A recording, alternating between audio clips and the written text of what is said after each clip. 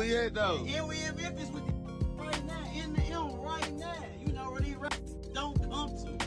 But some gonna be here, man. Sleep here, stay here, man. You know, so as long as we want to, man. You get what I'm saying? Certified, man.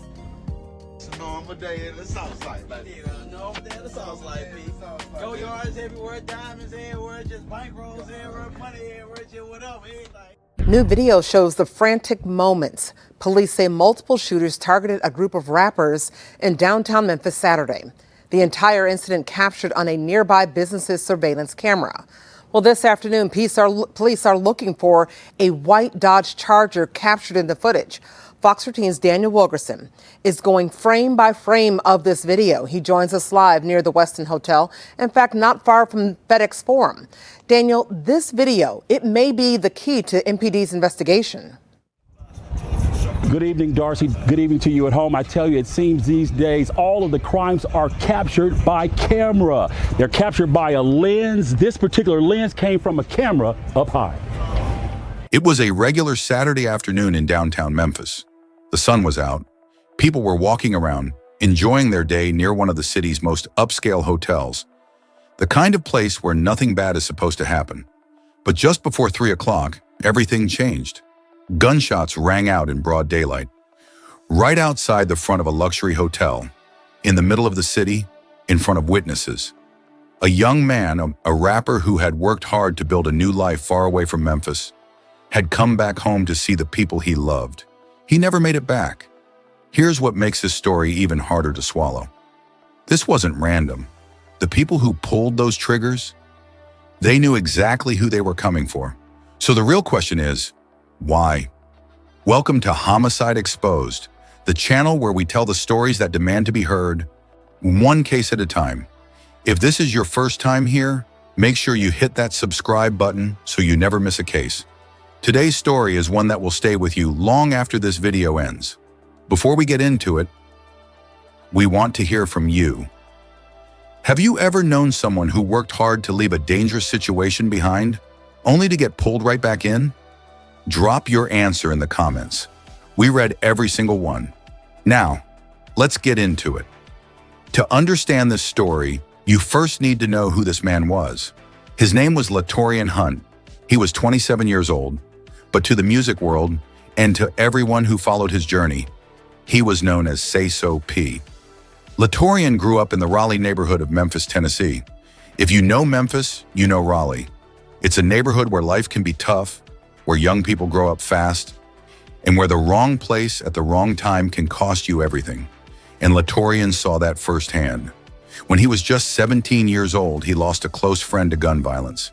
Not on the news, not in a story, right in front of his life. That kind of loss changes a person. It changed him. His mother, Latoya Redwing Buckmaster, wasn't willing to wait around and see what would happen next.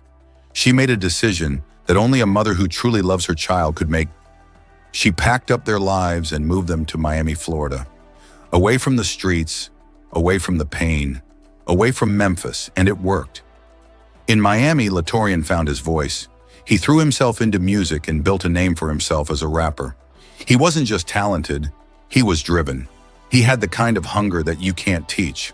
Just 6 months before his death, he reached a milestone that most artists only dream about. He opened his own recording studio in Miami. His own, built from the ground up. A real, tangible sign that his hard work was paying off. He once told his mother something that perfectly summed up who he was. I jumped off the porch and chased my dreams, and I'm going to keep chasing them. He meant every word. This was a young man on the rise, a son, a dreamer, a grinder, and he was just getting started. By March 2025, Latorian Hunt had every reason to feel good about life. He had his music, he had his studio, he had a future that was finally starting to look the way he always imagined it. Miami had given him a fresh start, and he had made the most of it. But home has a way of calling you back. That month, Latorian decided to return to Memphis.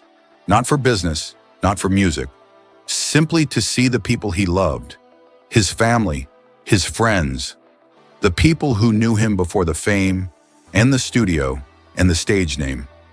He wasn't traveling alone. With him was Albert Walker Mondane, better known as Sauce Walka, a well-known rapper out of Houston, Texas. The two checked into the Westin Memphis Beale Street, one of the most upscale hotels in the city, located right in the heart of downtown Memphis, near the FedEx Forum. It was a beautiful Saturday. Downtown Memphis was alive. People were out. Tourists, locals, families, all going about their day in the warm afternoon sun. From the outside, everything looked fine. Two rappers, a luxury hotel, a city buzzing with energy. But the same city that Latorian's mother had once pulled him away from, the same streets that had already taken one of his closest friends, was about to make its presence felt again. This time there would be no leaving. Saturday, March 22nd, 2025, just before 2:45 in the afternoon. Downtown Memphis was in full swing. The streets were busy, the sun was out, people were moving around the Westin Hotel, one of the nicest spots in the city, without a care in the world. Latorian and Sayso were outside the hotel. Then it happened. A white four-door sedan rolled up to the front of the Westin Memphis Beale Street. It didn't belong there, but nobody knew that yet. The doors opened, the suspects stepped out, and they started shooting, right there, outside a luxury hotel, in the middle of the afternoon, or in front of people going about their Saturday. Latorian Hunt, Sayso P, was hit. He was rushed for medical attention, but his injuries were too severe. At just 27 years old, the young man who had fought so hard to build a better life was gone. Sayso was also struck by gunfire. He survived, but the man he had traveled with, the man standing right beside him, did not. The suspects got back into that white sedan and drove away. Within minutes, the area outside the Westin was flooded with police. Sirens, tape, chaos. The kind of scene that shocks even people who live in a city that has seen its share of violence. Memphis Police Department Assistant Chief Don Crow stepped in front of cameras to address the public. He confirmed that investigators had identified the suspect vehicle and were actively working to track down those responsible. But it was the department's official statement that stopped people in their tracks. This was not random violence. Early indications are that the victims and suspects are known to each other. Read that again. They knew each other. This wasn't a case of being in the wrong place at the wrong time. Somebody had a reason to show up that day. Somebody had a reason to pull that trigger. And that reason is exactly what investigators set out to find. The Memphis Police Department got to work fast. Within hours of the shooting, investigators were pulling footage from cameras positioned across downtown Memphis. They had the white four-door sedan on camera. They had the direction it traveled. They were building their case piece by piece.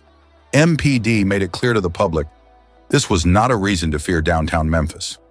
Downtown Memphis is a safe place, they said. This was not a random act. We are committed to bringing those responsible to justice. For the people of Memphis, those words offered some comfort. But for the investigators working this case, the real work was just beginning.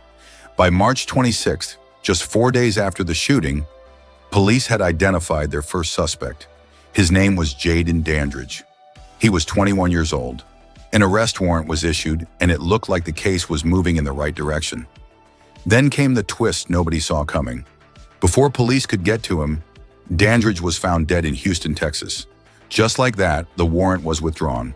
The suspect was gone. And with him went answers that may never fully come to light. Houston, the same city that Sayso calls home. Whether that connection means anything, investigators never said publicly.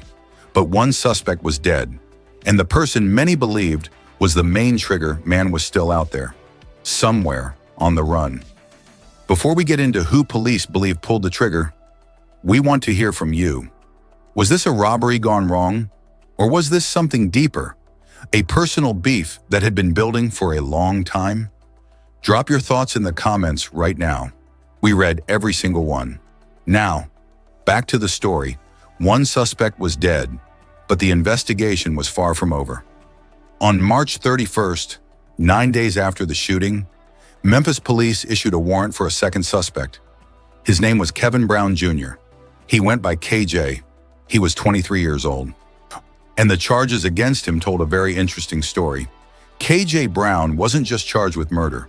He was also charged with theft of property valued between $10,000 and $60,000. Think about that for a second. Something was taken that day. Something worth a significant amount of money. Was it cash? Jewelry? Something else entirely? Police never confirmed the details publicly, but that theft charge makes one thing very clear. This wasn't just about pulling a trigger and walking away. Something was planned. Something was taken.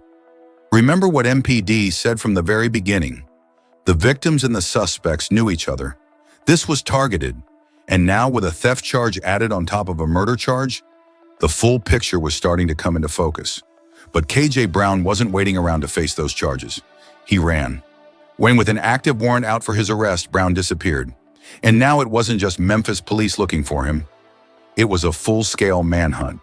The question was, how far could he really run? He thought he had gotten away. He was wrong. The U.S. Marshals Service Middle Tennessee Task Force had been tracking Kevin KJ Brown Jr., and they found him. Not in another state, not overseas, right there in Clarksville, Tennessee, hiding out at a motel on Wilma Rudolph Boulevard.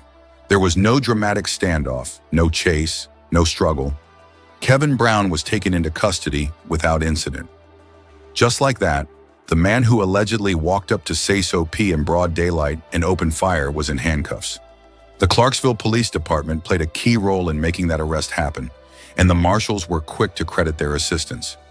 Brown was transferred to Montgomery County Jail, where he was held for the Memphis Police Department. And when the full list of charges came out, it was serious. First-degree murder, 1 count attempted first-degree murder, 2 counts employing a firearm during a dangerous felony, 2 counts theft of property between $10,000 and $60,000, 1 count. This wasn't a small case. These were heavy charges, the kind that carries serious prison time. For Latorian's family, for his mother Latoya, and for everyone who loves Sayso P, the arrest brought at least one thing. The man believed to be responsible was no longer free. Justice, it seemed, was finally moving forward. An arrest had been made. But for Latoya Red Wing Buckmaster, no arrest in the world could fill the space left by her son. This was the woman who saw the danger coming before it arrived. And the woman who packed up her life and moved her child hundreds of miles away just to keep him safe. She did everything a mother could do, and she still lost him. Latorian Hunt was 27 years old. He had his own studio. He had his music. He had his whole life ahead of him. He came home to see the people he loved, and he never made it back to Miami. That is a pain that doesn't go away with an arrest. And even with Kevin Brown in custody, there are questions that still don't have answers.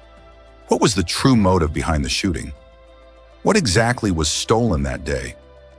And why? And what really happened to Jaden Dandridge in Houston?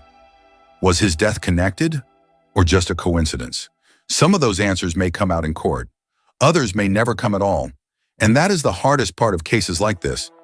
Justice moves forward, but the grief never fully leaves. Every case like this leaves behind lessons. And if this story is going to mean something, we have to talk about them. First, leaving a dangerous environment is only half the battle.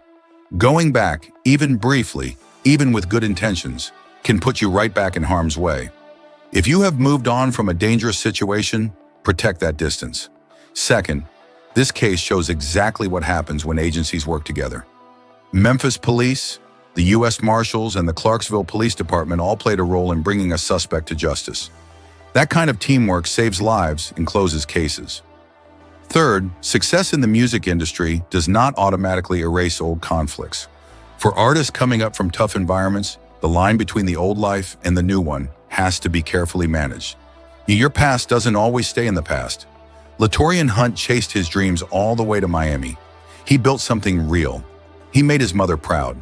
And he deserved to see where that road was going to take him. Remember his name, Sayso P. If this story moved you, hit that like button and subscribe to Homicide Exposed, because every victim deserves to have their story told. And drop a comment below. What state or country are you watching from? We read every single one. Our next case is one you will not want to miss. Stay locked in. We'll see you there.